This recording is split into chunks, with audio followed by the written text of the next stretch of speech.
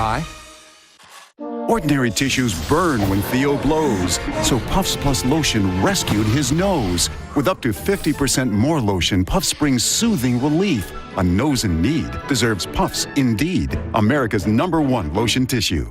I can't take my eyes off my eyes. My go-to is Lumify eye drops. Lumify dramatically reduces redness. In 1 minute. And look at the difference. My eyes look brighter and whiter. For up to 8 hours. It was love at first sight. With Lumify. See for yourself.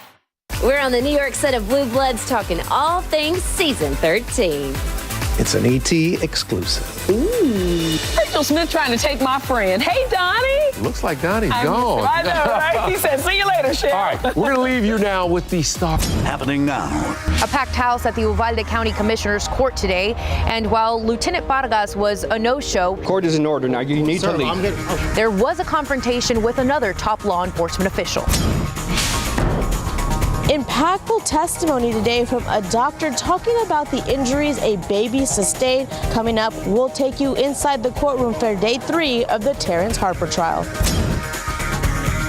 Unseasonably cool right now, and temperatures are going to take another dive very soon with a reinforcing shot of cold air. I'll let you know when that arrives, how cold it's going to get, and some rain chances coming right up. The news at 5 starts right now. And first at 5, one of the largest earthquakes to ever hit our state, rocking West Texas. Yeah, and people say they felt it here. Meteorologist Adam Caskey will have details on that earthquake in just a moment. But first. Washed her bloodstained hands and walked away from children and teachers that were being tortured with kicks to the arms, head, body, spit on, and laughed at while lying there dying with gunshot wounds.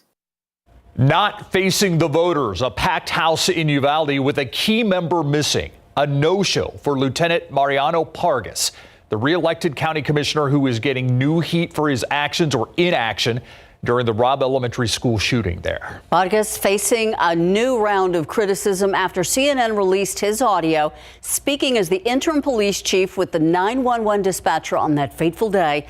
The conversations recorded show that he was aware the classrooms probably had a number of shooting victims inside that were still alive, but he did nothing. Alicia Barrera takes us to that meeting today where there were tough questions for Pargas, but also a tense encounter for another law official.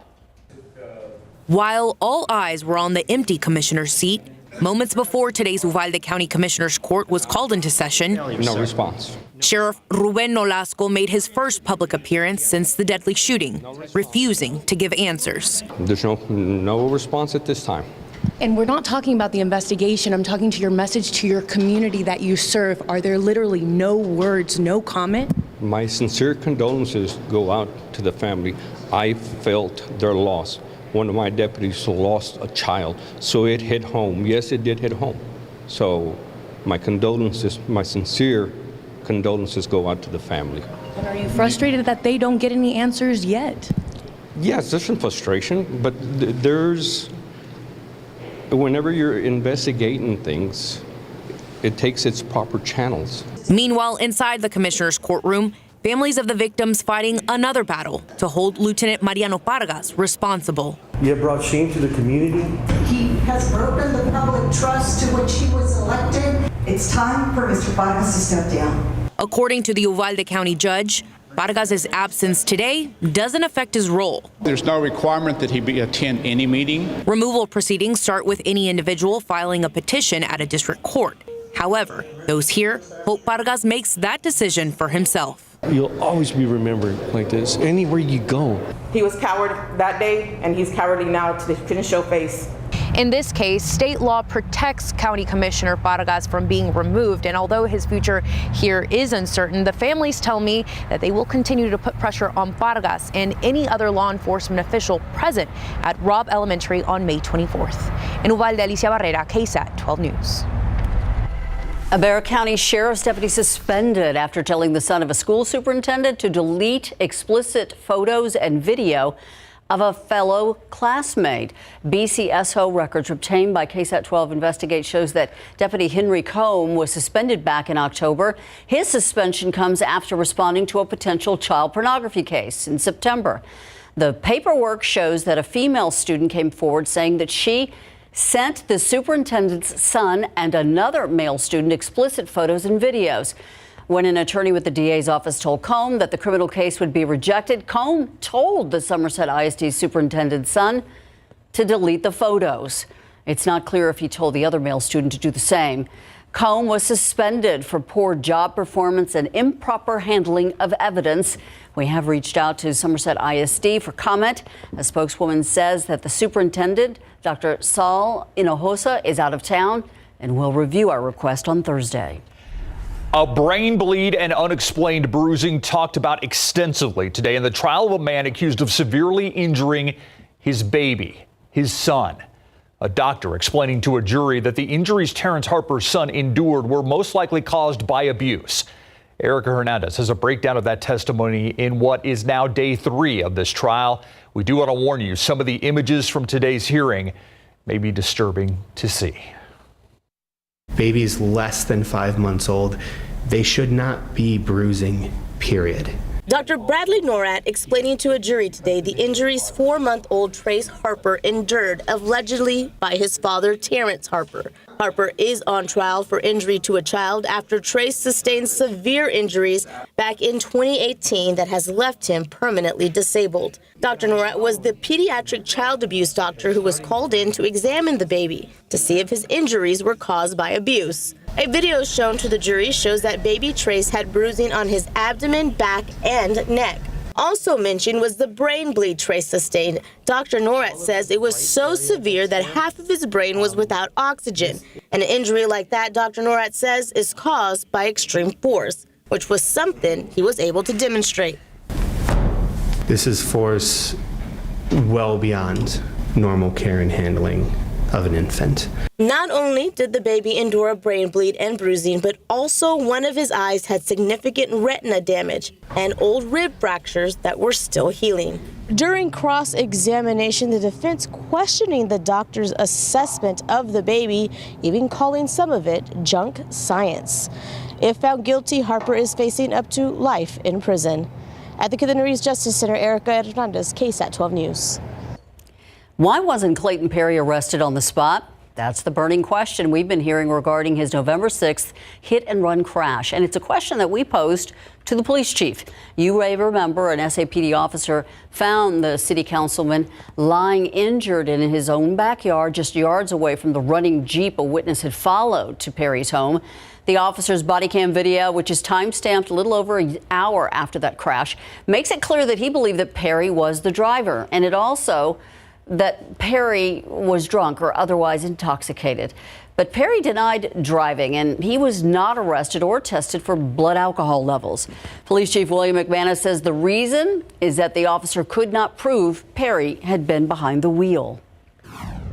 It all boils down to that, whether or not there was probable cause to believe that an arrest could have been made on the scene. And if an arrest could have been made on the scene, then there would have been breathalyzer or the blood draw. After getting more information from witnesses later, Perry was eventually charged with failure to stop and provide information. That said, police are still investigating Perry for possible DWI. We'll have more from the chief at 6. I want to go live to Sky 12 right now over San Antonio College, and SAC actually evacuating its tallest building, or one of its tallest buildings today. This is the Moody Learning Center. It was evacuated this afternoon after word of that earthquake in West Texas and the shaking that was felt here. Yeah, folks felt the buildings shake, as well as a couple of other buildings in the city, and there was a lot of panic. But now we know it was just the earthquake way off in West Texas. Let's go to meteorologist Adam Caskey to tell us more about this quake. Adam. And Adam, I also want to point out they've canceled classes for tomorrow just as a precaution at SAC. Okay, and I do think for the most part, structurally speaking, we're going to be A-OK around here. Now, this earthquake was earlier at nearly 3:30 p.m., and this is just northwest of Pecos, and this is a 5.3, 350 miles northwest of San Antonio to a depth of 6 miles. But you say 350 miles northwest of San Antonio, so far away. Why can we feel it? Because of the makeup of our ground, the geology of our ground is really interconnected. So if you get an earthquake over here, it shakes the ground and you feel it over here. Whereas on the West Coast, where they experience numerous earthquakes, it's not as connected. You get an earthquake here, it doesn't shake on the other side. So that's basically how it works, and that's why we can feel those higher magnitude quakes. Cool outside right now, temperatures in the 50s. Another day in the 50s. 57 New Braunfels, 57 in Windcrest, Bernie right now at 55 in this evening. Mostly clear, jacket weather though. 47 at 8 o'clock. 10 o'clock, 44, outdoor activities, feeling the chill. A reinforcing shot of even colder air to talk about in just a bit. Thank you so much, Adam. Want to take a look right now at your traffic authority. This is 410 at San Pedro. Nothing shaking here, nothing moving really slowly here as well. Looks like traffic is doing just fine at this hour here. The San Antonio Mission is now owned by a new group of investors, a group that includes some heavy hitters, if you pardon the pun. The deal is reported to be worth $28 million, and it was officially announced this morning. Yeah, the new ownership group includes former Rackspace CEO Graham Weston, Spurs Sports and Entertainment Chairman Peter J. Holt, some Spurs greats from the past, and Baseball Hall of Famer Nolan Ryan, to name drop just a few, with more on this historic moment to keep the San Antonio Missions in San Antonio. Greg Simmons joined us. I did not realize there were so many big names in connection with the Spurs that were also involved. The deal was able to go through after City Council transferred the lease agreement at Wolf Stadium to the new local ownership group last week. Designated Bidders, LLC, a group formed by local San Antonio business executives, has agreed to purchase the AA Farm Club Missions from Dave Elmore and the Elmore Group. And for the first time since 1980s, when the late Tom Turner owned the baseball franchise, the team will be under local ownership. They are aware that capital improvements are needed to upgrade Wolf Stadium to a new Major League Baseball standards in order to keep their franchise in the Alamo City. But there's also talk of acquiring land for a new stadium in the San Pedro Creek area. Here's a look at some of the big names attached to the new ownership group. And look at that. Besides Peter J. Holt, Nolan Ryan, David Robinson, Manu Ginobili, some other names also in and outside of sports. Also Henry Cisneros, a former mayor, and the La Familia Cortez family, of course. Now, a press conference is scheduled for tomorrow at 10 a.m. behind home plate at Wolf Stadium, and fans are invited to attend. The Spurs blow a career night for Jakob Poeltl in Portland. Got that for you coming up in sports. Thank you, Greg.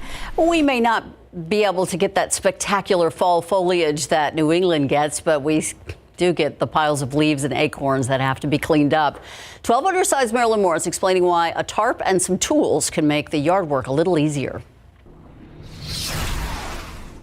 When fall comes around, we definitely do dread the cleanup. It becomes a weekly task. Cleaning up the leaves and acorns is time-consuming and back-breaking work. So Consumer Reports has 3 bits of advice. First, it might be obvious, but avoid breezy days. Next, use a tarp. It helps you move those leaf piles faster. After you've moved the leaves, shred. I have my tractor that we use, and that picks up all of the leaves, and it makes life 1,000 times easier. Mulching your leaves actually solves 3 problems. For starters, it's a great way to use up the leftover gas in your mower's tank before winter storage, but it also helps get rid of your leaves and feeds your lawn. The leaves turn into a nutrient-rich compost for your lawn. To save more time and effort, give your rake a break and use a leaf blower. It can also help you reach under shrubs and clean out the gutters. This Toro is fast, and because it's battery-powered, it's quieter. If you don't mind the cord, this Toro electric blower costs less than $100, and it worked nearly as well. It is pretty noisy, though. Marilyn Moritz, KSAT 12 News. Still ahead, not everyone gets the holidays off, but that doesn't mean they shouldn't get a nice meal. How one local group is keeping first responders fed this Thanksgiving, next. Myra Arthur here in the newsroom with a look at what we're working on for the news at 6 o'clock today. With record numbers already at the border, re-elected Governor Greg Abbott has now declared it an invasion. But can he really do that? And what exactly does that declaration mean? It comes as a federal judge blocks Title 42 that keeps asylum seekers in Mexico. Jesse DeGollado will have that coming up at 6 o'clock. Plus, some people don't turn to doctors to get their medical information and advice. So there's a local effort to meet people where they are, where a local nonprofit is working to spread that health information to make sure it gets to people who need it outside of any doctor's office. And members of a small hill country church are trying to do some pretty big things. The big job for Centerpoint United Methodist, it includes refurbishing all 27 of its stained glass windows. Katrina Weber will show us why. That's coming up tonight at 6. We'll see you in less than an hour. So much, Myra. You may be going on a holiday, but there are many people who don't get that break in case you need them for an emergency. And it's for that reason that a local organization is making sure that first responders and their families have a nice turkey dinner. This morning, Generations Federal Credit Union employees delivered Thanksgiving to more than 50 San Antonio fire stations and the responders' families, too. It's called Turkey Express. One San Antonio firefighter told us that it means the world to him, especially growing up in a family of firefighters. I grew up as a firefighter in a firefighter family and know what that means. On holidays, we had trouble getting together on holidays because either my dad was working or my uncle was working or whatever. So we have so many family members in it that it was really difficult. So I understand the struggle of our firefighters during the holiday season. They'll be eating pretty good. They had meals containing turkeys, hams, and apple pie. Well deserved. All right, let's take a live cam right now outside, 55 degrees. Another kind of chilly one, and if we're going to get the cold, might as well get the rain as well, Adam Caskey. Yeah, right? Just make it raw all around. Exactly. But, we don't really have a whole lot of rain out there to speak of at the moment. Some glimmers of hope here and there, but nothing too promising. By and large, is below average temperatures. That's going to be the trend. Even colder by Saturday. Be ready for high temperatures in the mid-40s on Saturday. That's as warm as we'll get. And a bit of dampness coming and going. Let's start with our rain chances out there. And you'll notice nothing too exciting, but a few opportunities here and there. Tomorrow, a stray sprinkle. Friday, some afternoon and evening sprinkles. Saturday, very light shower activity could develop. And then even into next week, we could see a few isolated showers, but only at 20%. So really, our best shot is 30%, and that comes on Saturday. So nothing too amazing out there, but I guess better than nothing if we get a little dampness here and there. Look at the visible satellite. We've got this clear pocket for the most part overhead. Some mid-level clouds working their way in. These clouds will continue to thicken overnight. They'll fill in overhead. And with a disturbance just off to our northwest, an upper level push of energy that's helping to cause the radar returns in New Mexico and West Texas. This dip in the upper level flow, that's going to slide overhead and mainly just provide clouds late tonight and especially first thing tomorrow. Here's our future cast. Notice how those clouds fill in overnight. 6, 7 a.m. we're overcast and we can't rule out a stray sprinkle. It's going to be the exception though, and definitely not the norm. Then by the afternoon we clear out, have some sunshine most of the day tomorrow. Should be fairly sunny. Then we get into Friday and the clouds move back in and we have slightly better chances of sprinkles here and there. Right off the bat Friday, I'm expecting a gray overcast sky. And I do think the radar is a little overdone here on this high-res computer model. I don't think we're going to see anything quite this extensive in terms of sprinkles and light showers on Friday. As the ground, the air near the ground should be a little too dry, and that'll cause a lot of it to probably evaporate before it hits the ground. Let's talk temperatures. 59 was our high today. That's the best we could do. 59 degrees. Keep in mind, the average is 71.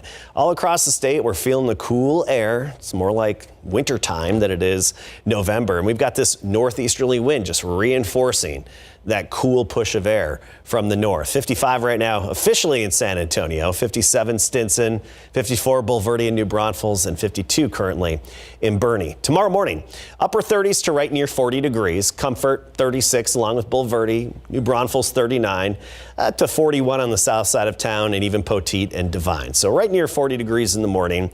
Then we'll make it into the upper 50s by the afternoon. We'll get rid of the morning clouds, have some sunshine for a good portion of the day, and not much of a breeze either, variable at 5 to 10. By the afternoon, we could hit 60 degrees in a few spots. I mean, we're talking Rio Medina, Hondo, Sabinal, briefly hitting 60 degrees, but most of us in the upper 50s tomorrow afternoon. And then you look at this trend. Mid-50s again for highs on Friday, Saturday, kind of a raw day, 46 degrees. That's for the high temperature, by the way.